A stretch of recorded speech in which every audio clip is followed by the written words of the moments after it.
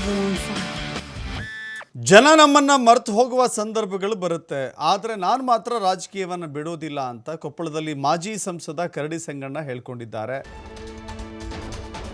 ಕಾರ್ಯಕ್ರಮಗಳನ್ನು ನಾನು ಕಡೆಗಣನೆ ಮಾಡೋಕ್ಕೆ ಆಗೋದಿಲ್ಲ. ಅಧಿಕೃತ ಅಥವಾ ಅನಧಿಕೃತ ಯಾವುದೇ ಕಾರ್ಯಕ್ರಮ ಇದ್ದರೂ ಕೂಡ ನಾನು ಬರ್ತೀನಿ.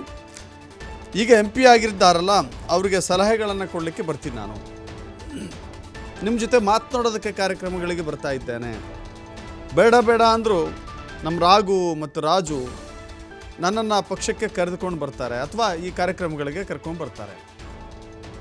ನಿಮ್ಮೊಂದಿಗೆ ಮಾತನಾಡಲಿಕ್ಕೆ ನನಗೆ ಅನುಕೂಲ ಆಗುತ್ತೆ ಅಂತ ಹೇಳಿ ಭಾವುಕರಾಗಿದ್ದಾರೆ. ರಾಘು ಅಂದರೆ ರಾಘವೇಂದ್ರ ಹಿಟ್ನಾಳ್, ರಾಜು ಅಂದರೆ ರಾಜಶೇಖರ್ ಹಿಟ್ನಾಳ್.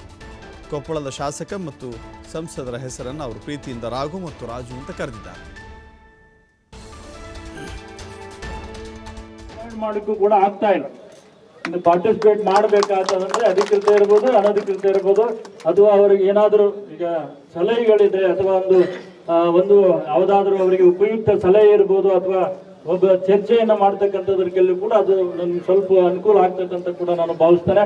ಹಾಗಾಗಿ ನನಗೂ ಕೂಡ ಕರೆಸಿ ಇಲ್ಲಿ ಏನಿವತ್ತ ಕಾರ್ಯಕ್ರಮದಲ್ಲಿ ಭಾಗವಹಿಸಿ ನಿಮ್ಮೆಲ್ಲರನ್ನ ಕುರಿತು ಮಾತನಾಡ್ತಕ್ಕಂಥ ಅವಕಾಶ ಮತ್ತು ನಿಮ್ಮೆಲ್ಲರ ಮುಖದರ್ಶನವನ್ನ ಅಂದ್ರೆ ಇಂಟ್ರೊಡ್ಯೂಸ್ ಆಗ್ತದೆ. ಈಗ ಮರೆತು ಹೋಗ್ಬಿಟ್ಟಿದ್ವಿ ನಾವು, ಈಗ ಅದ್ರಾಗೆ ಖಾಲಿ ಇದೀವ, ಯಾರನ್ನಾದ್ರೂ ಕೂಡ ಮರೀತಕ್ಕಂಥ ಸಂದರ್ಭ ಬರ್ತದ. ಹಾಗಾಗಿ ಇಂಥ ಸಂದರ್ಭದಲ್ಲಿ ಮತ್ತೆ ನಿಮ್ಮ ಪರಿಚಯ ಆಗ್ತಕ್ಕಂಥ ಹೊಸ ಒಂದು ಮನೋಭೂಮಿಕೆಯನ್ನ ರೂಢಿಸ್ತಕ್ಕಂಥದ್ದು ಕೂಡ ಇದರಲ್ಲಿ ಅಡಗಿದೆ ಅಂತ ಕೂಡ ನಾನು ಭಾವಿಸ್ತೇನೆ.